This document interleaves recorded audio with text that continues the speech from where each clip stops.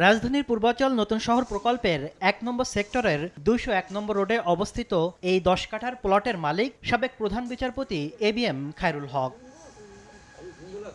দুদক জানায় ২০০১ সালে খায়রুল হকের আবেদনের পরিপ্রেক্ষিতে ২০০৩ সালে বিচারপতি কোটায় এই প্লটটি বরাদ্দ দেয় রাজউক। তবে নিয়ম মাফিক কিস্তি পরিশোধ না করায় তৎকালীন রাজউক কর্তৃপক্ষ প্লট বরাদ্দ স্থগিত করে।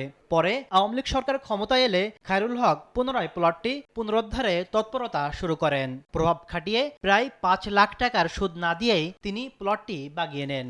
প্রধান বিচারপতি হিসাবে দায়িত্ব পালনকালে স্বীয় ক্ষমতার অপব্যবহার করে আইনসম্মত পারিশ্রমিক না হওয়া সত্ত্বেও জেনে শুনে সজ্ঞানে পরস্পর যোগসাজশে নিজেরা লাভবান হয়ে।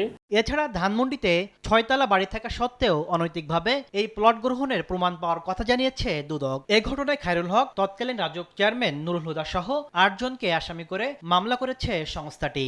৬ তলা বাড়ি থাকা সত্ত্বেও মিথ্যা তথ্য সম্বলিত হলফনামা দাখিল করে পূর্বাচল আবাসন প্রকল্পের অতি মূল্যবান ১ নং সেক্টরের ১০২ নং রোডের ৪ নং প্লট নিজ নামে বাস্তব দখল সহ রেজিস্ট্রি মূল্যে গ্রহণ অপরাধ অনুসন্ধানকালে প্রমাণিত হয়েছে। এদিকে বেসিক ব্যাংক থেকে ৩০ কোটি টাকা ঋণ জালিয়াতির অভিযোগে ব্যাংকের সাবেক চেয়ারম্যান আব্দুল হাই বাচ্চু সহ ১৭ জনকে আসামি করে মামলা করেছে দুদক। তাসলিম তৌহিদ, সময় সংবাদ, ঢাকা।